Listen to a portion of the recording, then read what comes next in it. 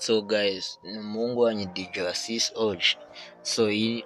Aha ni muri groupe yanjye, uyu muvandimwe yari atubajije, hari ibiboro, hari link yari imaze iminsi, iyi link muri kubona yari imaze iminsi iri gucicikana, ni link uri gukandaho bagahita baguhakinga guys, ukahita winjira muri file niba ari n'ibiki ibintu byose ufite muri phone yawe, kandi murayizi iyi link imaze iminsi iri gutembera ahantu hirya cyane.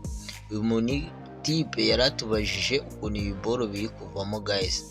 Ibiboro uburyo bumwe buri muntu wese ushobora kuba yarigeze akanda kuri iyi link bikaba byamubayeho, kuko umuntu wese wayikanze yarabizi ukuntu WhatsApp ye biri kuhita bigenda. Umuntu wese uzi ko ashobora kuba yarakanze kuri iyi link ifite domaine mu gutya, anyandikire inbox mufashe ibi biboro tubivanemo guys. Ibiboro atagira n'undi muntu ujya kuyikandaho naho uri bibone wose, ni virus. So guys, rero amakuru mvanye kuri iyi link, then umuntu wese uzi ko ashobora kuba yarakanze kuri iyi link, mbere na mbere agiye kubanza ajye muri ashaka application ya scan virus.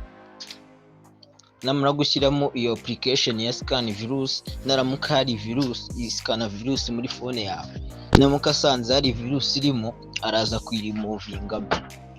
Then naramuka ashyizemo scan akabura virus, aze kujya muri application zimwe za telefone, uciye muri setting arebe niba na application irimo atigeze ashyiramo. Nayibonamo ayikuremo, ariko nayibura uburyo bwonyine waba busigaye no gukora iki, no guforomata telefone. Then wamara guforomata telefone, umuntu ufite nyine ugasa nkaho utangiye bundi bushyashya. Noneho ku muntu wafashe WhatsApp akaba yashyiramo email yiwe, araza gukora ibishoboka byose na email ahita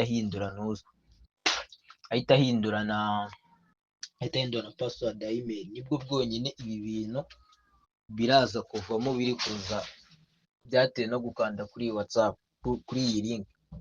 Umuntu wese uko yakanze kuri iki link ni ubwo buryo ari bubigenzemo guys, kugira ngo bivemo.